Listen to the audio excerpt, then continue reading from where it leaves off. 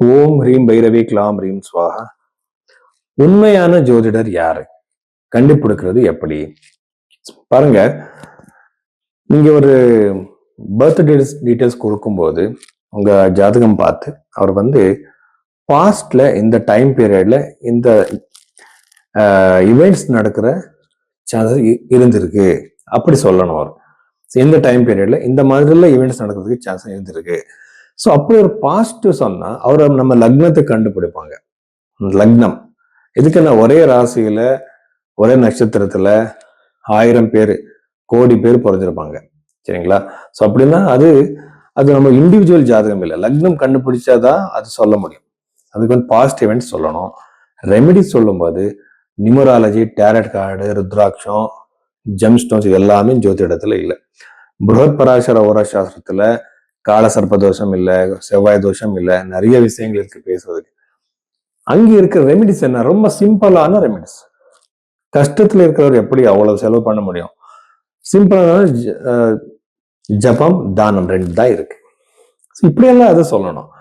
இந்த மாதிரி ஜோதிடம் சொல்றவர்கிட்ட நீங்க போங்க, உங்க ஜாதகம் காட்டுங்க, அவர் சொல்வாங்க. எதுக்குன்னு உங்க பாஸ்ட் சொல்றவர் ஃபியூச்சர் கூட அவர் சொல்வாங்க. நிறைய பேர் கேட்பாங்க, சார் நீங்க எப்படி ஜாதகம் பார்ப்பீங்க? நான் ஃபர்ஸ்ட் இந்த தசா பீரியட்ல நான் சேஞ்சஸ் பண்ணிக்கிறேன், ஜெமினி சிஸ்டம் அப்ளை பண்றேன், பிரஷ்ன சாஸ்திரம் பார்க்கிறேன். யாருக்கு ஜாதகம் இல்லையோ அவரோட கை ரேகை நான் பார்க்கிறேன்.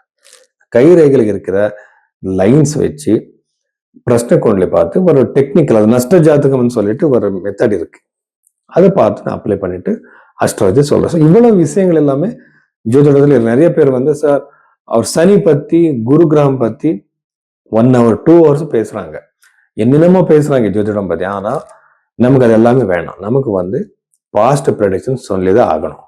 நான் எப்படின்னா, ஒரு தடவை அவரோட ஜாதகம் பார்த்து எனக்கு பாஸ்ட்ல நடக்கிற சில ஈவெண்ட்ஸ் சொல்ல முடியலன்னா நான் அவருக்கு கன்சல்டேஷன் கொடுக்க மாட்டேன். ஸோ இது என்னோட ஒரு ப்ரொஃபஷனல் எத்திக்ஸ். எதுக்குன்னா, இந்த பர்த் டைம் சரியா இல்லைன்னா ப்ரெடிக்ஷன் கொடுக்க முடியாது. இது மனசுல வச்சுக்கோங்க. உங்களுக்கு இந்த ஜோதிடத்துல இந்த மாதிரி ஜாதகம் பார்க்கணும்னா நீங்க பைரவி ஆஸ்ட்ரோல நீங்க கன்சல்டேஷன் புக் பண்ணலாம். மேஷ ராசி 2026 ஏப்ரல் மாதத்துல இந்த மேஷ ராசியில பிறந்தவருக்கு என்னென்ன பாசிட்டிவ் நெகட்டிவ் இருக்கு நம்ம பார்க்கலாம். ஃபர்ஸ்ட் பாசிட்டிவா நம்ம பார்க்குறப்போ பாருங்க, ஒரு ராசி பலன் சொல்லும் போது இது பொதுவா சொல்றது எப்படின்னா, ஒரு கோடி பேர் இருப்பாங்க ஒரு ராசியில பிறந்தவர்.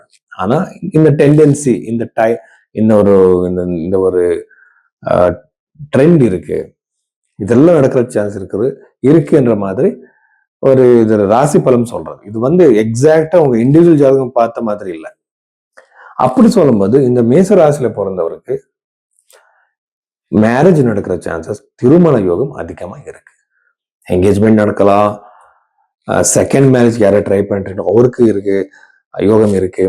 யார் யாருக்கு திருமண வாழ்க்கையில பிரச்சனை பிரிஞ்சிருக்கீங்களோ, செப்பரேட்டா இருக்கீங்களோ, அவர் மறுபடியும் ஒன்று கூடுற சான்சஸ், காம்ப்ரமைசிங் சான்சஸ் அதிகமா இருக்கு.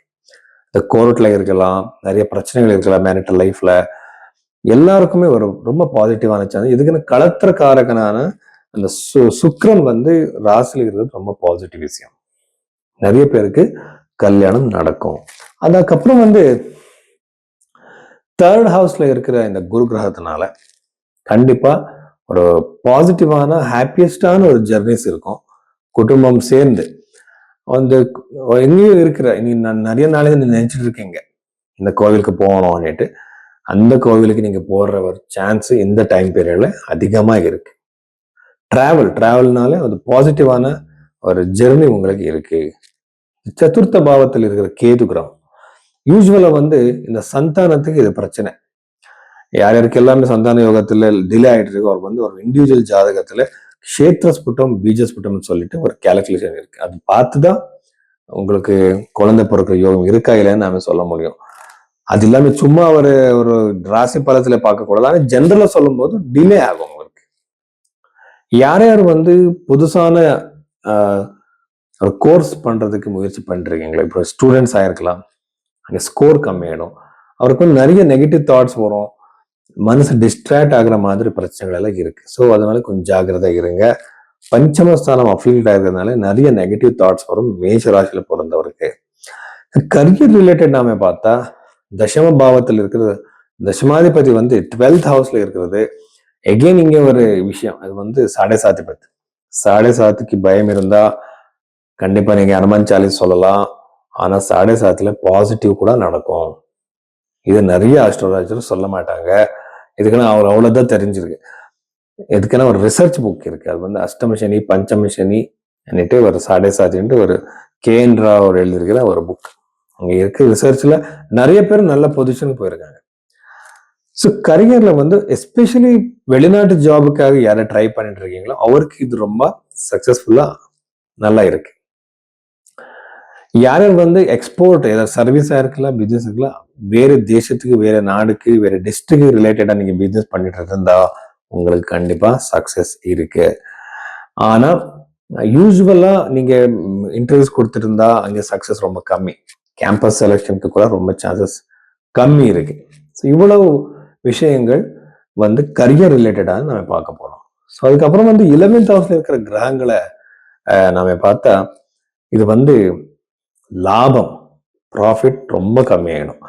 எந்த மாதிரி தொழில் நீங்க பண்ணிட்டு இருந்தாலும் சரி, அது பிசினஸா இருக்கலாம், எந்த மாதிரி சைஸான பிசினஸ் ஆனாலும் சரி பரவாயில்ல, லாஸ் ஆகிற சான்சஸ், ப்ராஃபிட் கம்மி ஆகிற சான்சஸ் அதிகமா இருக்கு. அக்செப்ட் பண்ணிக்கோங்க. உங்க எதிர்காலம் இந்த டைம் பீரியட்ல எனக்கு இந்த மாதிரி ஆகுது, எனக்கு லாஸ் இருக்கு, எனக்கு சக்சஸ் இல்லை, எனக்கு ப்ரோக்ரஸ் இல்லை, வெயிட் பண்ணணும். ஸோ அது நீங்க அக்செப்ட் பண்ணா உங்க டென்ஷன் குறைஞ்சிடும். அதுக்காக தான் நம்ம ஜோதிடம் பார்ப்போம் இல்லையா? எதுக்குன்னா ஃபியூச்சர்ல வரப்போற ஒரு ஈவெண்ட் நம்ம ஃபர்ஸ்ட் எக்ஸ்பெக்ட் பண்ணி அதுக்கு மென்டல் நம்ம ப்ரிப்பேர் ஆக போறோம்.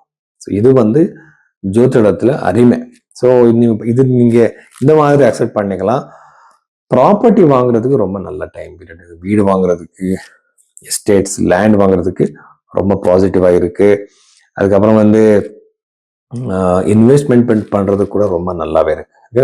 செகண்ட் ஹவுஸ் ஓனர் ஃபர்ஸ்ட் ஹவுஸ்ல இருக்கிறது, அது தனாதிபதி, தனேஷான்னு சொல்லுவாங்க. இன்வெஸ்ட்மெண்ட் பண்றதுக்கு ரொம்ப நல்லது. கடன் பிரச்சனை வெளியே வர்றதுக்கு ஒரு வாய்ப்பு கிடைக்கும். அதுக்கப்புறம் பூர்வீக சொத்து கிடைக்கிற சான்ஸ் கூட அதிகமாகவே இருக்கு. ஸோ இந்த மாதிரி நிறைய பாசிட்டிவ் விசாரங்கள் இந்த மேசராசில பிறந்தவருக்கு இருக்கு.